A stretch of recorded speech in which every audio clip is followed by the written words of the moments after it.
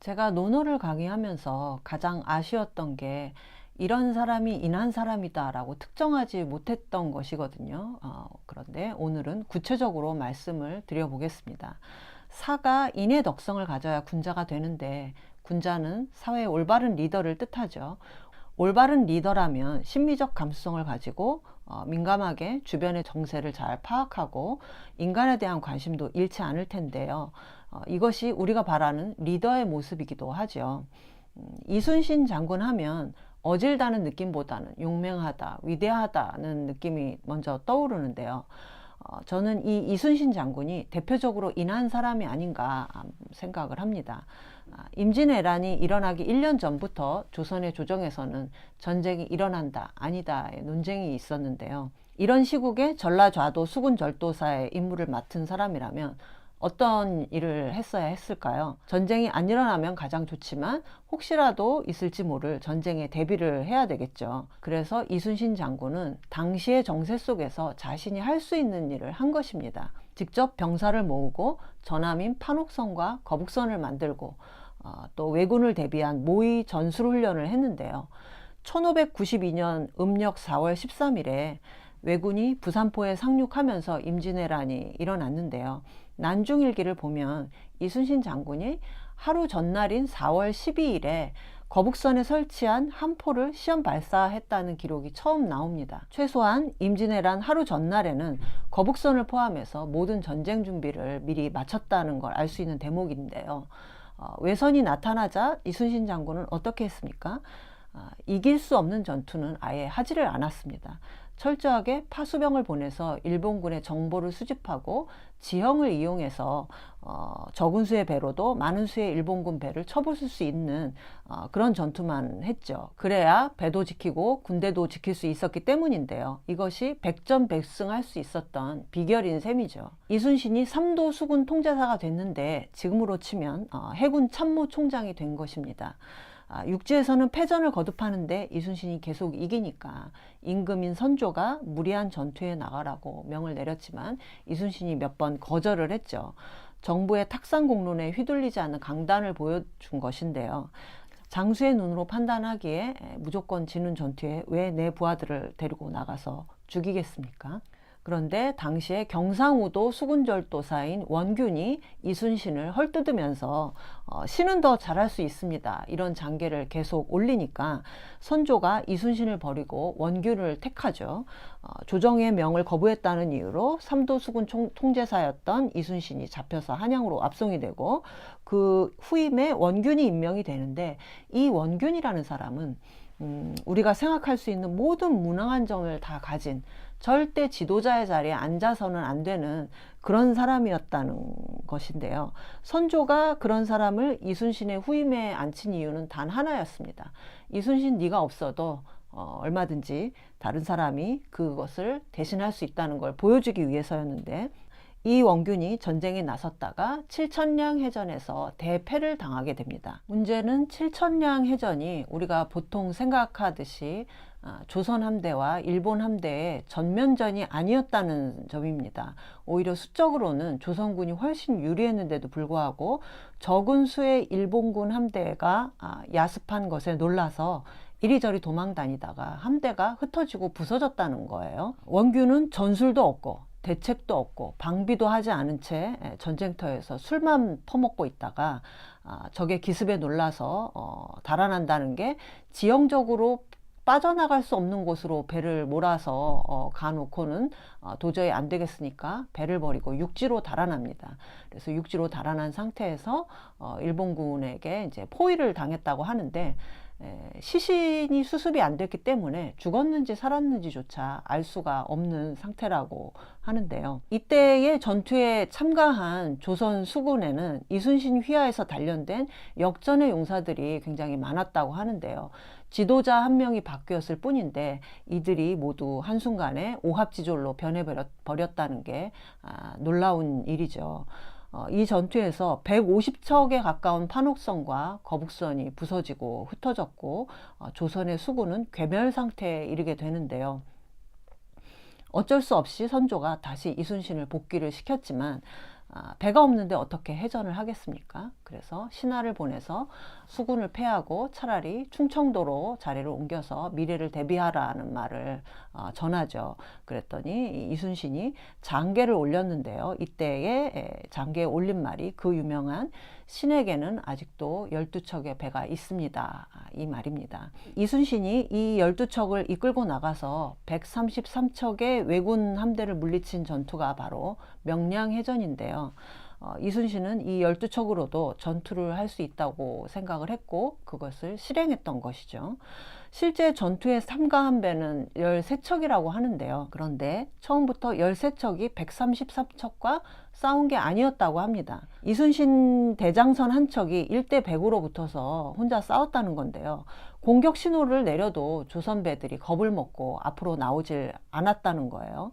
그래서 대장선이 물러서지 않고 적선을 교란시키는 걸 보고 나서야 그제서야 나와서 일자진을 형성해서 싸웠다고 하는데요. 이게 가능한 얘기인가 하실 텐데요.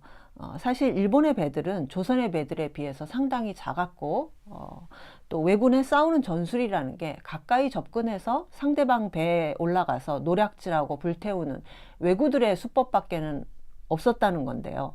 거북선은 덩치가 크고 뚜껑이 있지 않습니까? 거기다가 뚜껑에 촘촘하게 쇠못을 박아서 기어오르지 못하게 했을 뿐만 아니라 멀리서 대포를 쏴서 외선을 격침시킬 수가 있었는데 이 포가 전후 좌우 거의 360도로 포를 쏠 수가 있었다고 하죠. 그리고 가까이 가서 부딪히면 일본 배들은 깨지거나 뒤집힐 수밖에 없었는데 이 거북선 한 척만 있어도 1대 100이 그렇게 불가능하지만은 않았다는 것입니다. 거북선이 철저하게 왜구 소탕을 위해서 제작된 배였다는 것도 알 수가 있는데요. 물론 원균이 거북선 수십 척을 가지고도 하지 못한 일을 이순신 장군은 한 척으로도 할 수 있다는 것을 보여준 것이죠. 이 서해 바다에서의 이순신의 활약은 임진왜란에 판도를 바꿀 정도였습니다. 일본군이 조선 땅에 오른 뒤에 18일 만에 한양에 도착을 했죠. 그리고 2달 만에 평양성을 함락을 해서 이대로 전쟁이 끝나는가 했지만 군량과 무기를 실은 배가 서해안을 통과할 수가 없었기 때문에 조선의 임금은 도망가서 잡지도 못했는데 군량과 무기를 공급받지 못하는 어정쩡한 상태가 된 것이죠. 거기다가 각지에서 의병이 일어나서 전선은 조선 전역으로 확대가 됐고 명나라가 참전을 하면서 지리하게 휴전 협상을 되풀이하다가 물러갈 수밖에 없었는데요. 저는 인이라는 것이 이 이순신 장군의 판단력과 결단력이라고 생각을 합니다. 리더의 판단력과 결단력이라는 것은 지휘에서 나오는 권위와는 다른 것인데요. 이순신 장군은 깨어 있었죠. 주변의 정세를 정확하게 판단하고 자신이 해야 할 일을 했습니다. 그리고 그 일은 최종적으로 백성을 구하는 일이었는데요. 만약에 공자님이 이때 이순신 장군을 보셨다면 정말 인하다, 인의 덕성을 구현했다, 인을 넘어서 성을 구현했다 이렇게 말씀을 하시지 않았을까 생각을 해봅니다. 결국 자기 할 일을 잘하는 유능함과 리더십이 인에 꼭 필요한 요소가 아닌가 하는 생각을 하게 되는데요. 성격이 어질지만 유능하지 못한 지도자라면 어떨까요? 자기 할 일을 제대로 못한다면 인한 지도자라고 할 수가 없겠죠. 직장에서도 괴팍하지만 유능한 상사와 착하지만 무능한 상사가 있다면 대부분 괴팍하고 유능한 상사와 일하기를 택한다고 하는데요. 인이 개인의 성격에만 국한된 것이 아니라 주변에 피해를 주지 않고 상황을 잘 이끌어감으로써 공공의 이익을 이끌어내는 것과 관련이 있다는 것입니다. 또 이순신 장군은 말로 정치하지 않았죠. 교원 영색하지 않고 묵묵히 자신이 준비할 수 있는 한에서 전쟁 물자를 준비하고 백성을 지켜냈고 죽을 때도 그야말로 살신성인을 했습니다. 이 살신성인이라는 말이 논어의 위령공편에 나오는 말인데요.